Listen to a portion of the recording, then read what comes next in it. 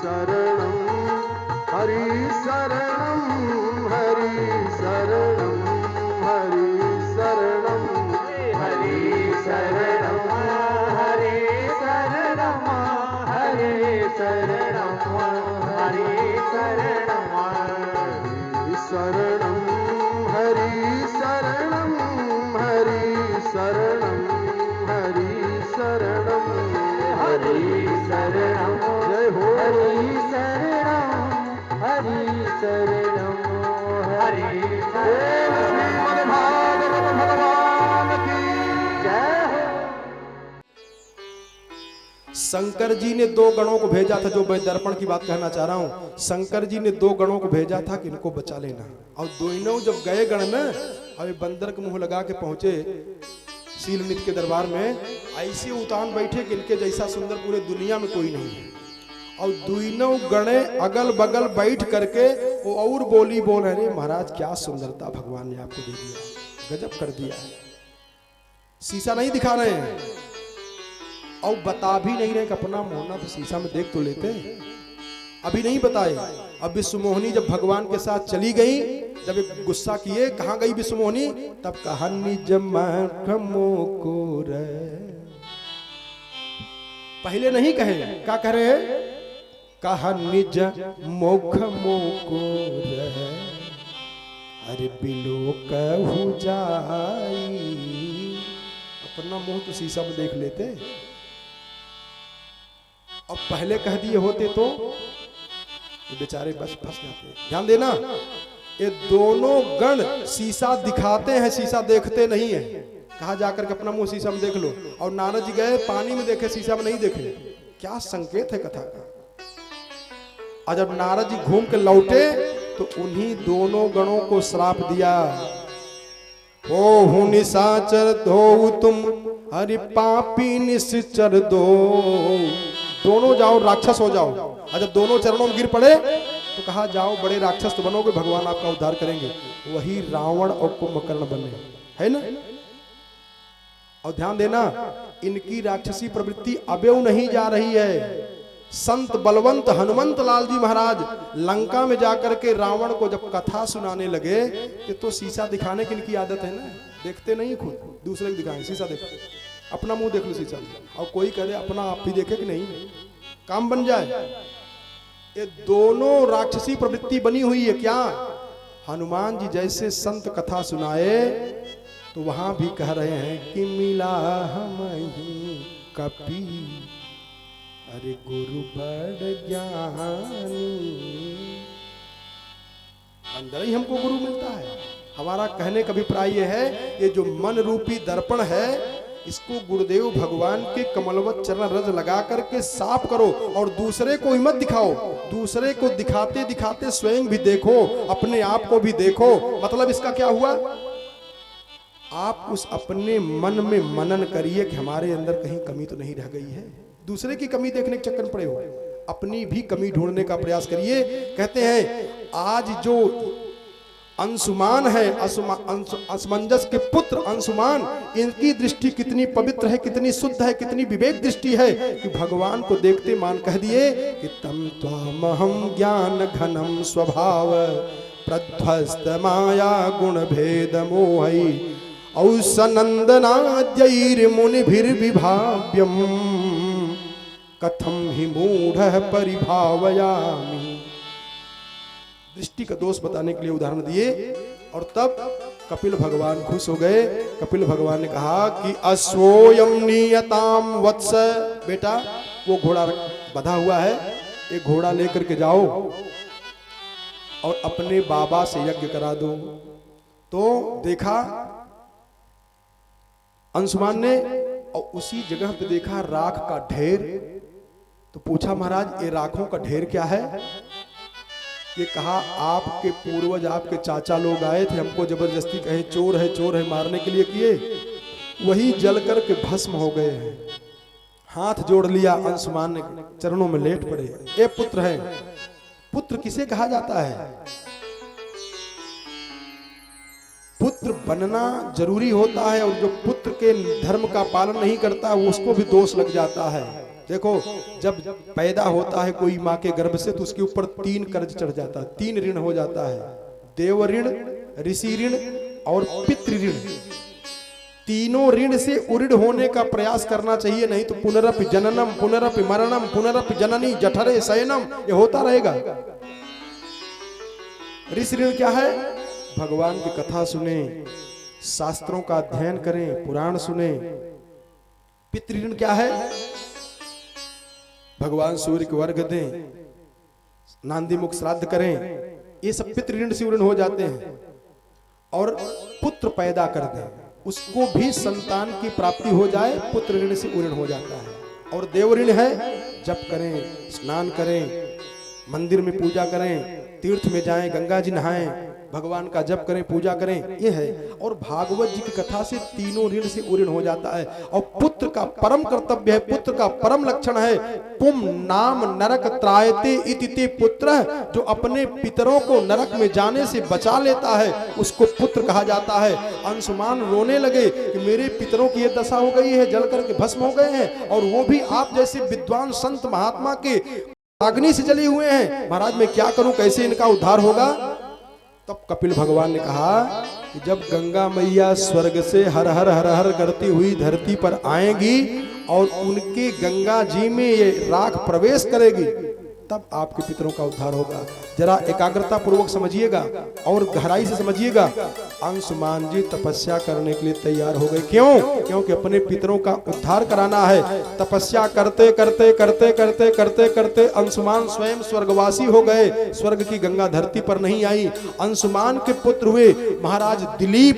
दिलीप को पता चला कि हमारे पिताजी अंशुमान स्वर्ग की गंगा को धरती पर उतारना चाह रहे थे। राजा दिलीप भी तपस्या प्रारंभ कर दिए और तपस्या करते करते करते करते करते करते स्वर्गवासी हो गए। स्वर्ग की गंगा धरती पर नहीं आई और राजा दिलीप के पुत्र हुए महाराज भगीरथ।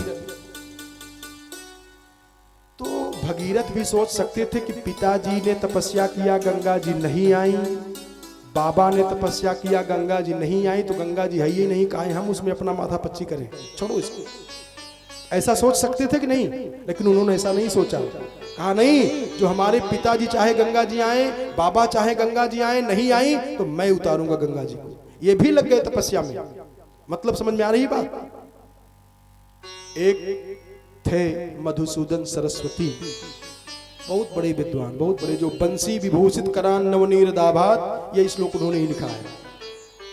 जब ये ब्राह्मण थे, सन्यासी नहीं थे, ते गए वृंदावन में, और वृंदावन में जाकर के एक महात्मा के पास पहुंचे। कहा महाराज कोई ऐसा मंत्र दीजिए हमको जिससे मैं भगवान श्री कृष्ण का दर्शन कर जाऊं। अब महात्मा जी ने कान में मंत्र दे दिया। कहा इसको जपना, इसका पुरस्चरण करना। हम लोग क्या करते हैं, माला खूब घुमाएंगे, कई माला हुआ इतना हुआ, लेकिन मंत्र जपने का नियम होता है, उसका पुरस्चरण किया जाता है। कितना माला रोज जपे, नियम से जपे, उसका दशांश हवन करें, उसका दशांश तर्पण करें, मार्जन करें, ब्राह्मण भोजन कराएं, दक्षिणा करें, तब वो जाकर के पुरस्चरण पूरा होता है। केवल ऐसे घुमाने से नहीं हो जाता है। तो उन महाराज जी ने पुरस्चरण पूरा किया। एक पुरस्चरण पूरा कर गए, लेकिन कृष्ण भगवान का स्वप्नों में दर्शन नहीं हुआ। तो गए गुरु जी के पास। कहा महाराज आपने बताया, हमने पूरा नियम का पालन किया, भगवान का दर्शन स्वप्न में भी नहीं हो पाया। कहा एक पुरस्चरण फिर कर जाओ। और जब फिर किए, फिर दर्शन नहीं हुआ। अब उनकी बुद्धि बिगड़ गई, नाराज हो गए। कहा ये तो केवल लोगों को बहकाने का धंधा है, मंत्र जपो, ये करो, भगवान आ जाए। भगवान मिले नहीं। अब जब वृंदावन से आए काशी जी में, तो काशी के जो कोतवाल है काल भैरव के मंदिर में गए, और अब ये कुछ मतों का खंडन करना शुरू कर दिए। तो काशी के कोतवाल के जो पुजारी थे, उन्होंने कहा महाराज जी आए, एक मंत्र हम देता हूं, जरा इसको भी जप लीजिए। जपे, पुरस्चरण किए, तो आवाज आई, आप क्या चाहते हो? तो उन्होंने कहा कि मैं कृष्ण भगवान का दर्शन करना चाहता हूं। कहा कृष्ण भगवान का अगर दर्शन करना चाहते हो तो जो मंत्र वृंदावन के महात्मा ने दिया था उसी मंत्र को जपो, दर्शन हो जाएगा। और जब फिर पुरस्चरण किए तो भगवान, ऐसा लोग बताते हैं कि भगवान छोटा बालक बनकर के आ गए। बताओ। कहा कि मैं सर्वज्ञ होना चाहता हूं। कहा फिर हमारे में समाहित हो जाओ। कहा नहीं महाराज, अच्छा थोड़ा तो कहे, जो मैं गलती करूं, जो लिखे हैं तो भगवान उनको बता दिया करते थे। एक प्रश्न किया उन्होंने। कहा महाराज एक निवेदन है। कहा क्या? कहा जो मैं पहली बार पुरस्चरण किया वृंदावन में कोई कमी थी क्या? कहा ना। कहा फिर आपका दर्शन क्यों नहीं हुआ? कहा देखो आपके 3 जन्म के पाप अवशेष थे, इसलिए हमारा दर्शन नहीं हो पा रहा था। जब 3 बार आपने पुरस्चरण किया और तीनों जन्मों का पाप नष्ट हो गया, चौथी बार जब आपने पुरस्चरण किया तो हमारा दर्शन शुरू हो गया, मिलना हो गया। और वही देखो एक प्रमाण और बता दूं किनको भगवान का दर्शन हुआ था, मधुसूदन सरस्वती जी को। उन्हीं के समय में रामचरितमानस की रचना हुई थी, गोस्वामी जी महाराज लिखे थे, और काशी के पंडितों ने कहा करे हिंदी में लिख दिए हैं, अवधी में लिख दिए हैं, ये ठीक नहीं है, वो ठीक नहीं, निंदा स्तुति हो रही थी। ये हुआ कि इसको प्रमाण कौन दे? सोचो इतना रहस्यात्मक ग्रंथ है रामचरितमानस। ये हुआ कि मधुसूदन सरस्वती जी के पास चला जाए, वो बतावें। तो जब मधुसूदन सरस्वती जी के पास दी गई पोथी कि आप बताइए कि सही है गलत है, प्रमाणित है क्या प्रमाणित है, तो मधुसूदन सरस्वती जी ने पोथी को लेकर के रख लिया। कहा मैं सवेरे बताऊंगा कल। अब रात ही भर में पूरा पढ़ के जान जाएंगे। और प्रार्थना किए भगवान आए। कहा कि नहीं, शंकर जी ने लिखा है, आप प्रमाणित कर दो। तब उन्होंने रामचरितमानस को प्रमाणित किया, और कितना बढ़िया प्रमाण में एक श्लोक लिख दिया। कौन? मधुसूदन सरस्वती ने लिखा, आनंद कानने यस्मिन जंगमस्तुलसी तरुहु। क्या गजब कर दिया है। इस आनंद नामक वन में ये जो तुलसी है, ये चलता फिरता तुलसी है। अरे आनंद कानने यस्मिन जंगमस्तुलसी तरुहु। तो तुलसी में मंजरी होती है और मंजरी पे भौरा आता है। और उदाहरण दे रहे हैं, कहा कि कविता मंजरी भांति। रामचरितमानस में जो चौपाई है, जो छंद है, सोरठा है, सवैया है, ये मंजरी है उस तुलसी का। तो कहा इसका भौरा कहाँ है? कहा राम भ्रमर भूषित। राम नाम का भौरा एक एक शब्द पर, एक एक अक्षर पे मंडरा रहा है, राम भ्रमर भूषित। इसलिए मंत्र को करना चाहिए। हमारा कहने का मतलब ये निकला कि राजा सगर के जो पुत्र जले थे, भस्म हुए थे, उनके उद्धार के लिए अंशुमान तपस्या करते करते स्वर्गवासी हो गए, गंगा जी नहीं आई। दिलीप स्वर्गवासी हो गए, गंगा जी नहीं आई। लेकिन आस्था बिगड़ी नहीं। और जब दिलीप के पुत्र महाराज भगीरथ पैदा हुए, ये भी तपस्या प्रारंभ कर दिए। परिणाम क्या हुआ कि गंगा जी प्रकट हो गई। बोली, बोल बेटा क्या चाहते हो? तो गंगा मैया से भगीरथ ने कहा कि माँ, हमारे पूर्वज जल करके भस्म हो गए हैं, और मैं चाहता हूं कि आप चलें और हमारे पूर्वजों का उद्धार कर दीजिए। तो गंगा जी में सूक्ष्म अभिमान आया, बहुत थोड़ा सा अभिमान आया। भगीरथ से गंगा जी ने कहा कि कोपधारयिता बेगम, जब मैं चलूंगी स्वर्ग से, इतनी तेजी से चलूंगी मैंने भगीरथ। अरे कोपिधारयिता बेगम पतंत्या में मही तले, अन्यथा भूतलम भित्वा नृपया से रसातलम।